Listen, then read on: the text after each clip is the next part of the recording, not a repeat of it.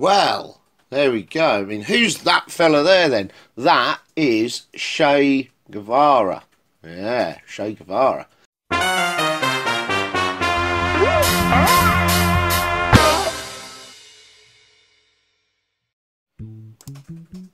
Well, there we go. I mean, who's that fella there then? That is Che Guevara.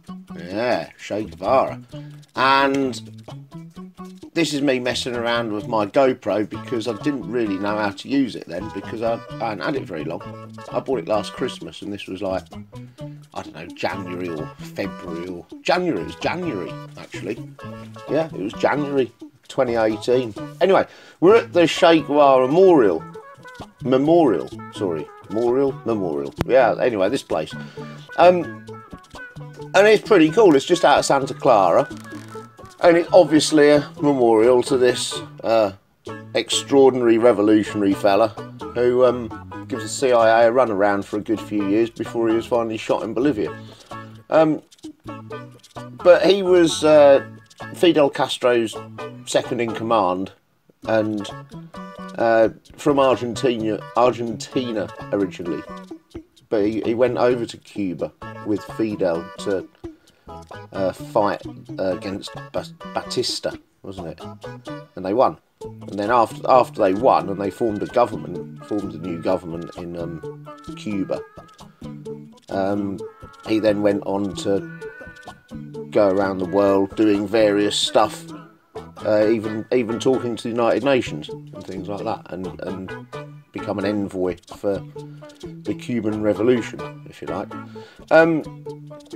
But then he fell out with Castro a bit, apparently, and Fidel sort of they ran out of things for him to do, and he trained the 200,000 plus Cuban what do you call them, civilians. Trained a civilian defence force, if you like, that because he trained them so well, men and women, trained them so well that when the CIA-backed invasion of the Bay of Pigs took place, the invasion was repelled, and that Cuba remained under the power of Castro. And then they ran out of things for him to do, so Fidel Castro sent him off around the world doing various things, and he then decided to send Che Guevara to the Congo to act as like a mercenary kind of thing, but an advisor to the Congolese army, the Simba. Was it the Simba Revolution or whatever it was? And they were fighting against Chomba, who was backed by the West, I think. He was backed by the West, actually. And so Che Guevara was leading the loosely based Maoist rebels, and Mad Mike Hoare, who was an English career soldier who was born in India and been in one of the Irish regiments for a long time, and he ended up living in the Union of South Africa, whatever it was, near Natal, and he became a mercenary for hire, and Chomba, I think that's how you pronounce his name anyway, Chomba employed him to lead 5 Commando of the ANC, and 5 Commando was just a unit in the Congolese war, from the Congolese Chomba's government. So Che Guevara on one side, Mad Mike Hoare on the other, and from one thing and another, predominantly because the Mad Mike Hoare also, that the ANC had backing from the West as well, and they had air support from the West, which sort of weed all over Che Guevara's Simba Revolution's fireworks a bit. So Che Guevara left after he'd already written letters back to Cuba saying that he was going to die for the revolution in the Congo. He was actually persuaded to go back to Cuba, and then he went to Bolivia to fight in a revolution in Bolivia and to lead the Bolivian revolutionary army there. And I can't remember too much about that bit, but basically he ended up being captured, and the president ordered his execution, and the only bloke they could get to do that was a fairly young alcoholic fella who'd seen a lot of his mates die in a recent battle with Guevara's sort of band of revolutionaries. And the president instructed him not to shoot him in the head, but to shoot him several times all over his body to make it look like he'd died in battle. And so the bloke did, basically. And he shot him in the arms and the legs, and then before they shot him in the neck and then in the chest. And then he was dead, but it took him a long while to die, really. So they cut his hands off to send back to Cuba for fingerprint to confirm basically that he was dead. And when that happened and it was confirmed it actually was him, a million plus people turned out in mourning in Cuba to mourn his death. And Fidel Castro gave a big speech and everything. But the Bolivians didn't give the body back. They kept it, and they kept it up until I think it was 1997. They kept the body, and bear in mind it already had no hands, and it was already it had already been buried for several years, and you know, riddled with bullets, sort of thing. They eventually gave it back in 1997, and then they buried him here. You see, with this 20-odd foot bronze statue of himself in full sort of regalia, as people sort of envisage Che Guevara and the pictures on t-shirts and things ever since have been looking like. So there we go.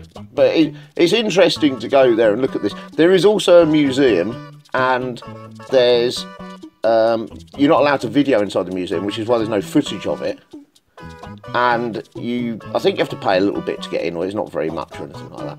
But it's worth going to see. It's cool, you know. It's a nice place. Well, it's a funny place. It's not really a nice place because it's, you know, it's a bloke's grave. But it's, you know, it is what it is. It's worth going to look at, and it's worth going to read stuff about. You know, it's interesting, really. So there we go. Sorry, that's 7.5 minutes of me banging on. Go and have a look at this place. Don't forget to like, share, subscribe, and email me at goingnomad123@gmail.com, and don't get shot in Bolivia by some drunk 20-something-year-old either. Alright, cool, bye.